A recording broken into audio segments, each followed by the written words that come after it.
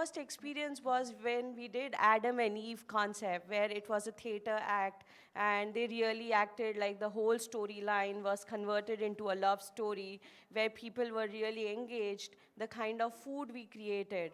Second concept, like we did Beauty and Beast, which was again relating forest culture, but again bringing the human and wild into both the things, where we had an opera which was narrated and the whole experience was happening. The third year when we celebrated, it was Avatar. Like we created the whole storyline. Again, they were beautifully dressed. They actually looked like real Avatar has come on the planet. Amazonia was nothing but an Amazon planet which was created. So yeah, these kind of concepts really bring in and want to come for such experiences, and it's beyond. It's fun, it's engaging, like where we talk about all the five senses, where we have taste as an important part. We have a pop-up menu, what we curate for the event. Then we do music, which is around the theme of the concept. Then we have an environment, like the decor is done in such regard so that people can really feel they are getting into that atmosphere. So yeah, these are some of the things which are really important when someone is curating such kind of things. The another brand, Luna It's All, it's a European place. When you step inside, the place is completely in projections. We have LED panels. So every season, we keep curating seasonal experiences. So in April, as Northern Lights, it was the last season for Northern Lights. We did projections around Northern Lights. A Nordic menu was created, decor with blue lights all around the space the minute you enter inside.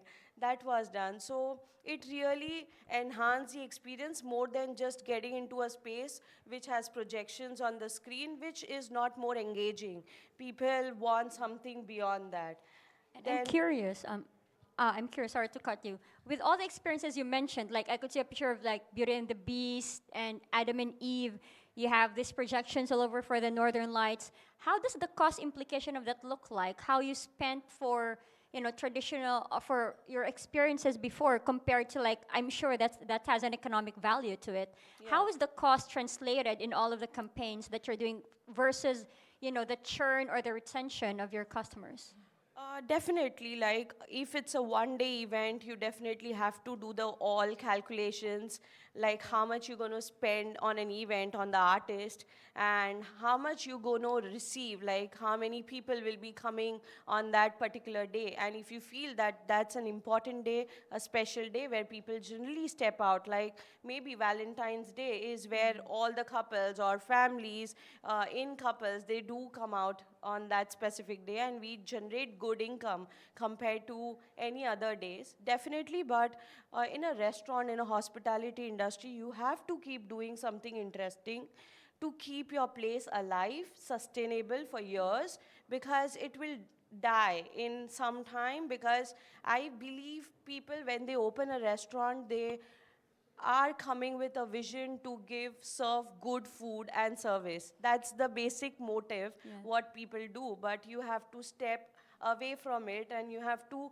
keep doing something interesting for people to keep coming back to your place. Right. And I remember watching a video where Cody Sanchez, one of like the finance influencers online, said restaurants have one of the highest fail rates in a business. Yes. So if you're a starting entrepreneur and you want to start a restaurant, FYI, it has a 97% fail rate. So what you're doing to innovate experiences and all of that, and because I think with your industry, AI now is even becoming a factor in curating recipes and experiences. So I would love to be in one of your restaurants when you visit. Definitely, I believe you will love it. Thank you.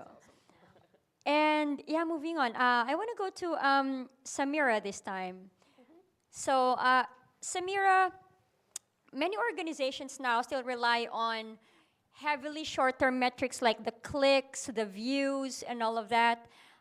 Even now, we would still see businesses who are not very familiar with how conversion works spend a lot of money on Facebook ads, on Instagram followers. But I'd love to know your perspective on, those short-term metrics like basic clicks and views. How do you think brands today, especially, upcoming brands and our legacy brands, how do they measure the, the cultural impact of creativity? Because creativity is something that's so hard to quantify. But how do you measure that? Yeah, and I'm glad you make the distinction between big brands and small, or big brands that have been around for a long time, your Coca-Colas and so on, and smaller brands that are breaking into the space, because it is much harder to do that now. There is a fragmentation of media channels. There is a fragmentation of people's attention. It's not that we are watching less TV, we're just watching more video, for example, overall. And the systems in which marketers are operating has become more complex because the barriers to entry in terms of creating new products, distributing new products, promoting new products, all of those barriers, those, I hate using jargon, but the like moats have disappeared or are disappearing. So you have all of these like challenger brands coming into the market, and it's sort of death by thousand cuts for some of the big brands as well, right? So there's a lot going on.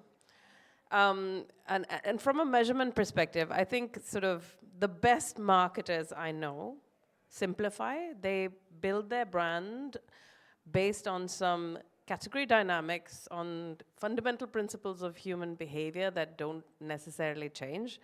Category entry points, things that relate to the business that they're operating in, and they don't chase every single metric. The problem with short-term thinking is if you're a very small brand, it's easy to get seduced by what you can measure versus what's actually meaningful for your bottom line. So it can be pretty seductive, but actually performance marketing and a pure focus on conversion will only take you like to a certain level. But if you actually want to scale and become a big brand and have some cachet in culture, with audiences, with consumers, you need a different tack, and you need to invest. I think the body of evidence is fairly robust, it's wide, and I think there's a lot more conversation on the short versus long term, and you know, generally it's like you have to do both. What metric would you, like you've mentioned about the best marketers you know, based on those, the people you've met, the people you've worked with, what's a metric that, from your opinion, should be what we're looking at? What's like one or two important metric that you think we should be considering? It depends on the audience. So obviously, if you're speaking upwards to your board level, they may not care about your noodling around in your social dashboards, for example. But so just kind of looking at using econometrics, for example, to help you understand the incremental growth driven by the communication, different channel, your channel mix. So I would say your return on investment, but also kind of remembering that return on investment is an efficiency metric, not an effectiveness one. So some sort of measure of effectiveness, like is the work that I'm putting out into the world actually changing people's behavior in the way I want it to? So looking at sales outcomes or visitations or footfall, whatever your core metric is in your category. So base it on your category, your business. That should be the thing that you link back to everything you do. Okay, thank you. And like example, in my case, I remember in one marketing event, they were teaching startups because we're investors with startups, and they were asking startups, how do you market yourselves to investors? And them explaining to that, you would hear a lot of them telling us that we've had, let's say, 1 million downloads or this and that, but they forget to look at, okay, you have 1 million downloads, but what is your churn? How many people actually open the app and use it and go back to it, So I think to your point, it's now the transition to, very values-based decision-making has become has increased tremendously. And I want to transition to Hannah. Yes, so we notice now, like even when I have children from all ages, from primary to high school to college, and I notice that even the way they purchase now, there has to be like an alignment in values. Like my children would always want to buy food or even beverages from those who use like sustainable packaging, things like that. And we have seen the evolution of they don't only buy food for because it was marketed to them. They're now more intentional in doing things and buying things that are very aligned with their values and and their principle.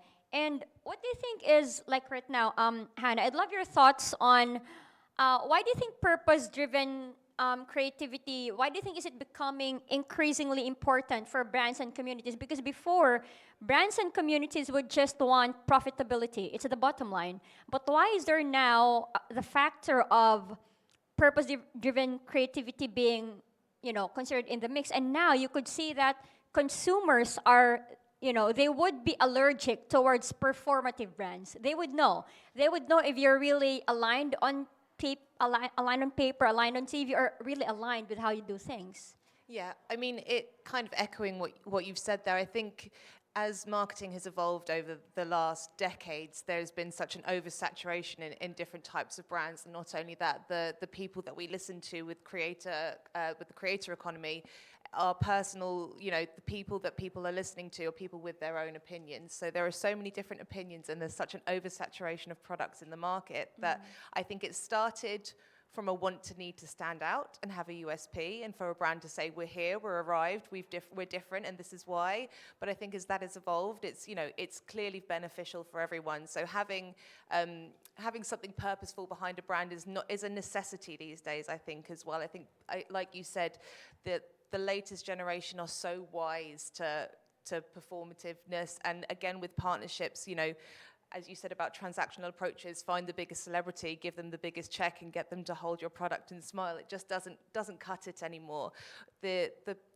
The choices in marketing need to be considered, and they need to be authentic. So the partnerships that are being made need to be with someone who truly aligns with your brand and your messaging and the purpose that you're trying to get across, in order for them to have any kind of believable message to their target audience, which should be your target audience as well. So it's definitely a necessity these days, rather than something that people are just doing to stand out with the crowd. I think it started with people trying to be different, and it's evolved into something extremely beneficial for everyone, and that purposeful content is something that you need to be able to speak to your audience about. Thank you. And from your message of like purposeful messaging to the audience, I want to transition to Nadia. Nadia, AI now allows you to create ads or contents that would usually take weeks to now minutes. And today we can generate campaigns in basically lightning speed to an extent. I want to know your perspective. I'd love to know your perspective on, as AI starts to reshape creativity, how do you scale innovation really without losing that the human connection that makes storytelling with brands very meaningful? Well, you said two of my favorite words, which are AI, and I know everyone probably hates to hear it now, and storytelling. Yeah. I think there's something really interesting, and also in a lot of conversations I've been hearing this week, and it's just that keeping the human in the loop, but more human in the lead.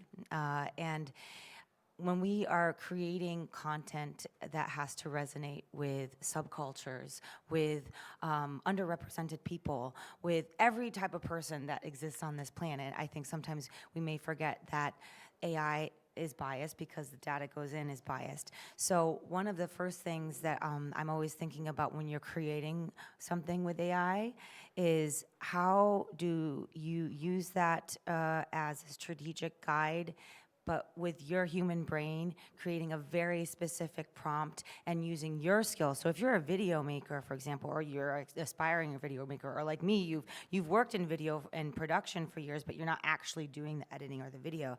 AI is so cool because you can create something so unique and so interesting without having that specific skill or having studied filmmaking for 10 years. But you do have to understand the process behind that. And so having that human part in it is so fundamental. So if you put in a very generic prompt, it's going to give you very generic content or create whatever creative output you're doing, right? Whether that's writing or video or imaging.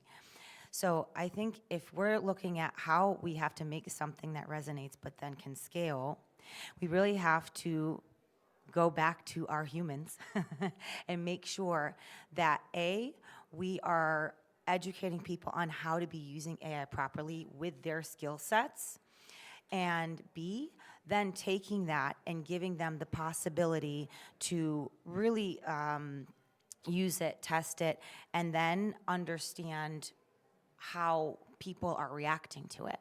Because actually, a bunch of studies with Kantar have showcased that we marketers were like, AI is great, this is so fantastic, and then the consumers are like, we hate this. Like this is not something that we're so keen on. There's this gap here, but I think to bridge that gap and then to scale it, we really have to go back to understanding our innate human skills and what we're good at, and paired with educating our teams and our junior teams especially to, in whatever field that is, in creativity, to understand how to use these tools as strategic devices and things that can boost their creativity and not just give generic outputs, because that at the end of the day is what's going to resonate. If you're building a brief for someone as a human, and to a human team, you're not going to say, all right, give me something with an animal in the Antarctic that talks about sustainability. Go. And no one's going to understand. Is there or a like formula? that. Yeah. Like from your perspective, is Yeah. there a formula to like meet Yeah. that middle ground of a human storytelling while not being left out by AI as well? Formula, I think, I don't know if there's an exact formula. If you do A, then plus B, then you get C. But I think something to think about would be, again, going into your creative intuition. And then I love what you said, Valentino, about talking to the people. Who is this supposed to reach? If you don't understand your target consumer, your target audience of who this is supposed to resonate with, those are the two elements: your own creativity, how to use the tools better with your brain, and to teach your other teammates around you how to do that properly, and then really understand your audience. Those are the two key principles in order to create something with AI that can be absolutely fantastic. How long have you been using AI personally in what you're creating, by the way? So I come from content and creator background myself, even though I've done PR and communications a lot in ad tech for the last 10 years, as I said. And for example, podcasting. And I'm also a musician. I'm also just a creator. I love to write. I come from copywriting background. So I think that, and also I'm just a curious person that has ADHD, so I have to try a million things. But I think when you are using something, let's say podcasting, for example, okay? I never in my life would have imagined that I launched a new podcast completely by myself. 2 years ago, I don't think that was maybe possible. I've been using AI now for the past 2.5 years more heavily. And just the advancements that have been made in a lot of these LLMs are incredible, because before I had a team of 5 people that helped me create that output. And I'm not saying that you should fire people to do, but my situation was that I went on a different path, and now I'm a solopreneur, so I'm doing it by myself. I'm now able to do that by myself. So the AI incorporated in a lot of the audio tools we're using, the visual tools we're using, that has changed so much even in the past 6 months, that I'm able to produce the show with a human engineer behind it. He is gold, Morgan, thank you. Yeah, so 2 years, it's really changed a lot, but it's helping us do really, really amazing work, and doing it faster, but always with other humans as well. Thank you, Nadia. I want to go back to Priyanka. As you spoke about experiences a while ago, what changes have you seen in the expectations of your clients or customers around immersive and cultural experiences? Do they expect you to have like a new theme every month? Do they, like what are the changes in that behavior in terms of expecting, like how do you keep us engaged? How do you keep us coming back? When I talk about hospitality, definitely we are into entertainment also. There's another brand called Formula Karting and the Game Palacio. Formula Karting is a big acre land where we have karting, and we have created a space for people, for young enthusiasts, sports enthusiasts to come in together and actually race. We do IPs like Drift and Ranch is one of our famous IP, where we bring in people. We want to create an experience what people are going to experience in Monaco when they are doing the F1 racing. And that's kind of experience recently we had, where we had all the young kids, from kids to adults, coming in to participate in karting, and they were actually racing and beating for it's a sort of building a community and making them come back for those kind of experiences, because then it doesn't stay as a place where you are just coming to cart and go back. It's a space where we are building community, bringing a platform where different people from different experiences come in together to share the experiences, and we can learn a lot more from that, so that we build a space not only for people to come in for karting, but to be a beginner, to create a space where they can go and actually drive at the formula track one Yeah. day. So bringing those kind of platforms and creating such experiences makes people to come back for it, because they learn something out of it. They learn, they meet people. It's a networking platform, so it just doesn't remain as an event, but more than an event where they are networking becomes important than an event. Yeah, we have seen a lot of, even in Formula One events, you would see even the layers of tickets. You would notice that it's a different level of networking if you're with the paddock passes versus the other VIPs and all of that. So, yeah, and I want to go back to Valentino as well, because we spoke about, the brand partnerships you have, and what role do you think this authenticity really play? We all want to be with brands who are authentic, but with what you do, which is very different compared to like traditional brand partnerships, uh, how does that really how do you immerse that with with what you're doing I think with it your refers to what partners? I was saying before. I think authenticity is the filter for any brand partnership. So we look at, is this authentic? And then we decide, does this partnership actually make sense? So again, if we are doubting it, or if we are clearly saying it doesn't, then we rather not do that partnership, because repairing that that image problem that you get from doing the wrong partnerships that are inauthentic takes much more energy than you get from this association. And we were just referring to it, Hannah was saying it, like the new generation, they sense it immediately if something is tell. off, and They could tell. you cannot fool them that easily anymore, like back in the days. And so the new generation, they will not forget about it as well. So once you did that misstep, you will for years suffer basically from that wrong association. So authenticity is the filter that defines if this partnership makes sense or not. I want to pivot a bit from where you were arriving at a while back.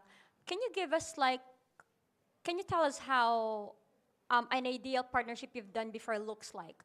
How would an ideal brand partnership look like for you, without having to mention any brand, of course? Yeah. But can you walk us through maybe one of the best partnerships you've had? How did that look like? There are a few. There are a few examples I can give also. So one partnership that I often mention is, we're working with a retailer called Snipes. They're like Foot Locker and JD in Europe, and they are rooted in hip hop. And they wanted to enter the world of sports. And they've always been seen only as the hip hop retailer. And the claim was raised from concrete, and it's just all hip hop, hip hop, hip hop. But they see the success of sports, and sports is also something, especially in the age of AI, that, in my opinion, becomes even more relevant, because people want to see real people compete with each other. So football is rising, other sports are rising. And then Snipes wanted to enter the world of football. So they were planning to sponsor a football club, but not in a traditional way where they slap the logo on a shirt and that's it. So intentionally, they chose to go for the back of the shirt, where in France that's possible. So they started becoming the culture and community partner of PSG. And even by the word already, you see what the goal behind it is. So culture and community. This is a sponsorship PSG has never experienced before. So what they did, and where we're working closely with them also, is they took over a skybox in the stadium, and they made it accessible for the youth. So the kids, they don't have to pay anything for the skybox ticket, which is normally like 300 euros or so.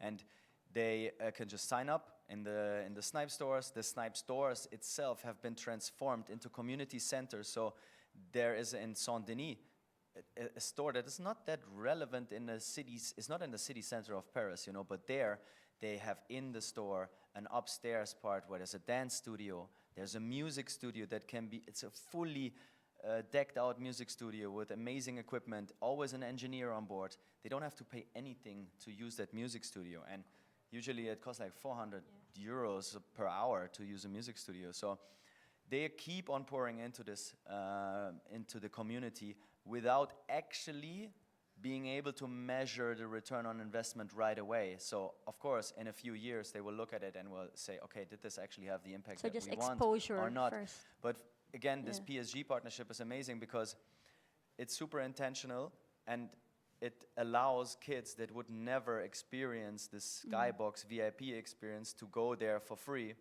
Plus, they're partnering also with the ultra fans. So again, sport is people's passion, it's their escapism, and they sense intrusion right away.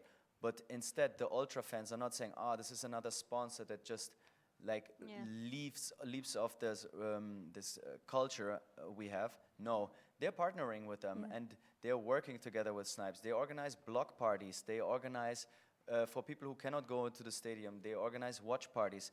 So that's a partnership where I think, okay, they really got it right, and they're in constant conversation with the people who actually matter, instead of just slapping their logo somewhere and saying, okay, we pay these 5 million a year, and that's it.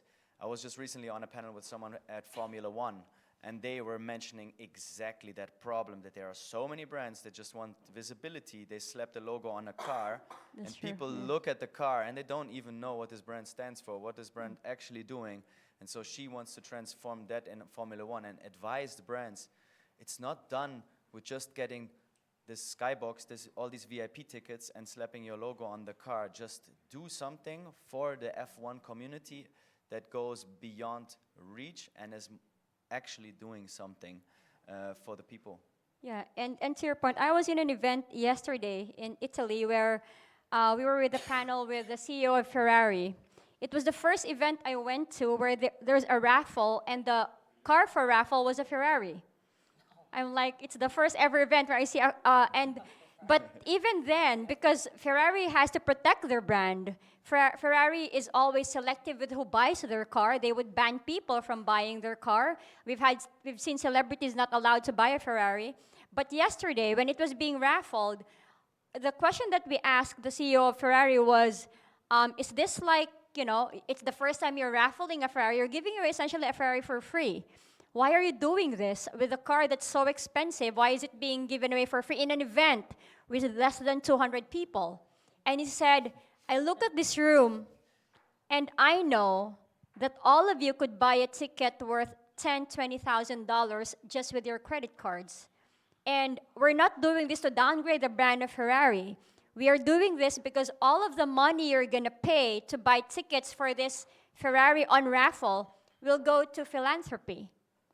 And I think that's in terms of brand. They want to resonate. It was a family office event, so you would imagine very high net worth people. Even in that event, and him being a panelist, he wanted to protect his brand. Where yes, we are known to be a luxury brand, but we want to show you that we're willing to go out of our way to give away a Ferrari, not because we're downgrading our brand or marketing strategy, but because I'm in front of the people who could actually afford our car. And I know that you would shell out 10 or 20,000 for one ticket for charity. So, and to your point, like what you said, you know, these are kids who cannot access Skybox tickets normally, but because the brand was there to not just slap a logo, you know, they're willing to patronize it. To Samira, what do you think makes the audience emotionally connect with the campaigns or the storytelling factor of brands online? So again, it depends on the audience, and I love your example, and I think there are big brands who've done, I mean, sports is a great example, right? Because it's like one of the last mass events where everyone actually gathers together and has a focal point and watches it on television. Otherwise, we're all in our own like information diets, doing our own thing, you know. You may be a rival's girl or a traitor's boy, you know, who knows? We're all doing our own thing. But sports is like one of those last great opportunities. There's a reason people pay like $7 million for 30 seconds at the Super Bowl. It's because that money pays off.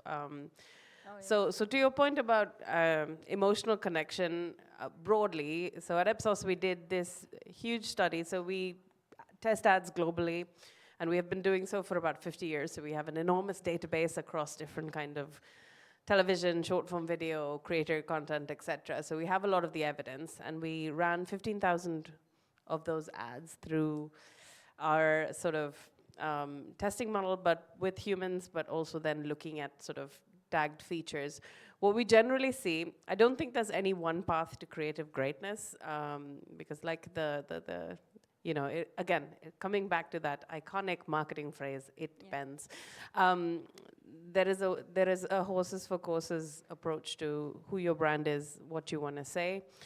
But broadly, we've seen that creativity in some way, shape, or form. So the thing that makes you look, that gets your attention. So to your point, you know, the little bit of excitement that you bring, so that barrier to entry in terms of attention, getting that right, along with sort of giving people a slightly fresh take on something. Yeah.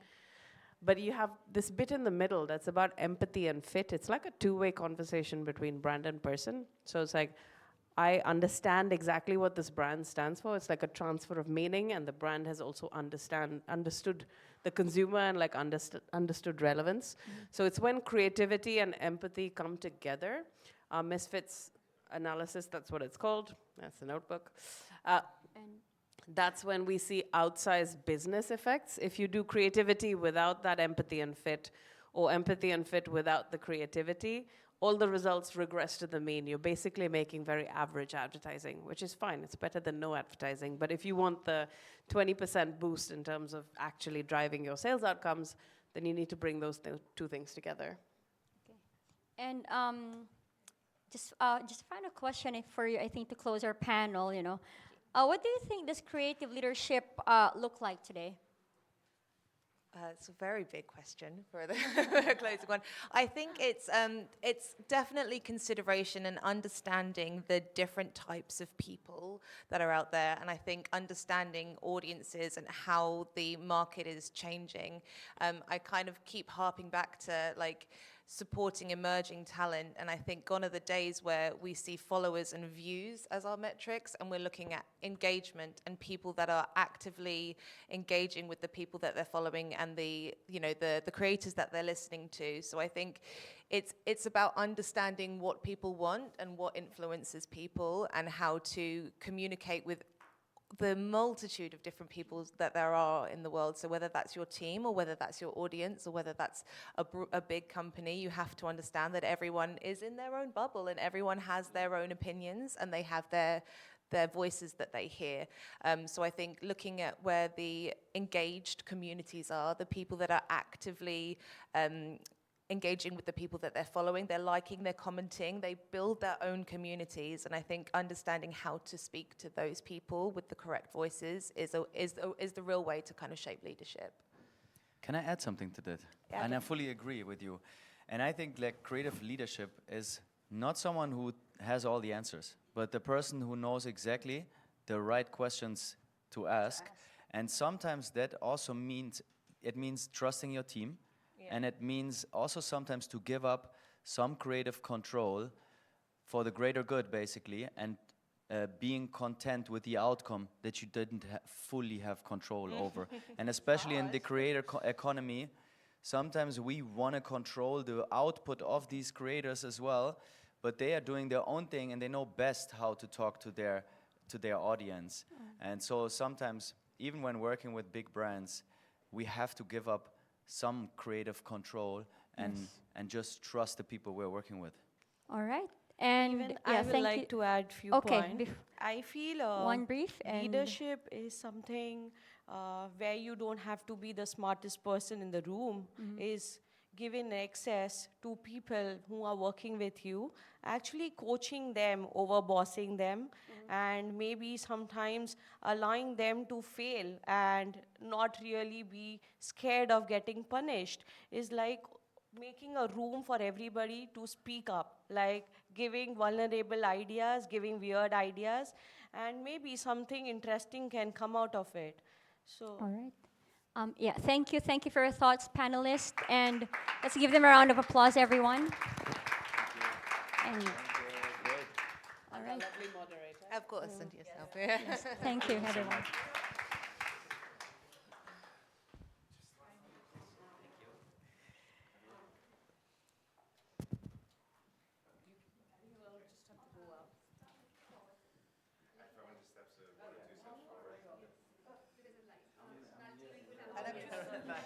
Maybe yes.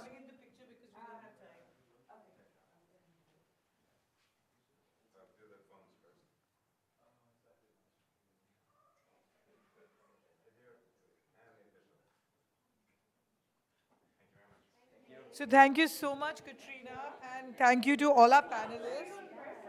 We have a quick fireside chat now. Few leaders have witnessed the evolution of brands and consumer behaviors across markets as closely as our next guest.